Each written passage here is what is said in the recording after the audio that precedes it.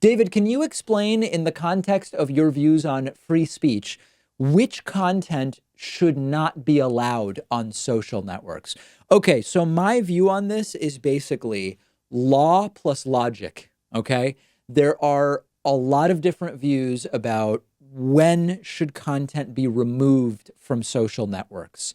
And oftentimes there is a total jumble of legal arguments, moral arguments, arguments that use the term free speech in a completely wrong way. So let's kind of lay out my perspective on this. My starting point is, unless the content is illegal, then it should in principle be allowed on, unless it falls under certain categories of behavior or speech that a social network as a private business should have the ability, and I would argue responsibility, to keep off of its network. So if the content is illegal, it should be pulled, period, no questions asked. Next, we get to stuff like targeted bullying and harassment of individuals. I don't want, if I were running a social network, I would not want my social network to be in any way associated with perpetuating these cycles of people who are attacked and targeted on the internet, and then it bleeds over into their real lives. Sometimes people become suicidal. There are people who have actually taken their own lives because of bullying that was happening in great part online. So it can't be used as a tool for targeted harassment in that way. In the same way that if you follow someone around in real life, much in the same way that is taking place online, even if you're not stalking them per se, if you're constantly attacking them and insulting them and yelling things at them, you would be able to call the police and the police would tell that person, you've got to go.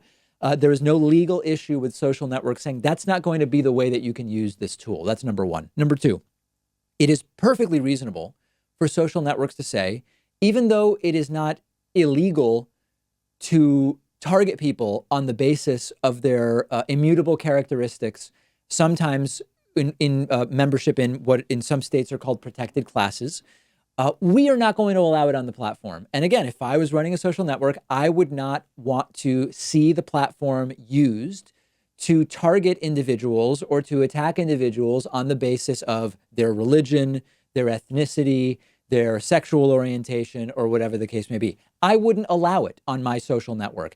If you don't like that, then you can go and either build a different social network or find a different one or lobby the social network to change those rules. But that's essentially my thinking.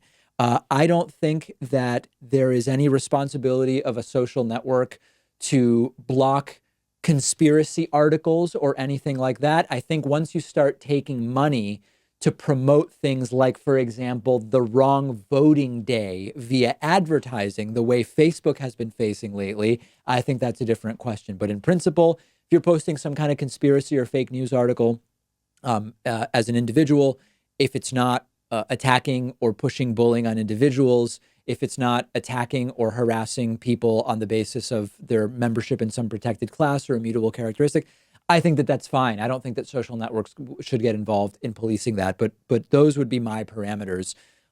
Essentially, illegal content is not allowed.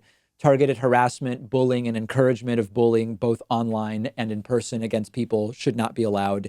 And attacks on people that are either race-based, nationality, attacks on people with disabilities, for example, I wouldn't allow any of that stuff on my social network. Let me know what you think. We've got a great bonus show coming up for you today. Become a member instantly at joinpakman.com, and you will get access just as instantly to the world famous bonus show.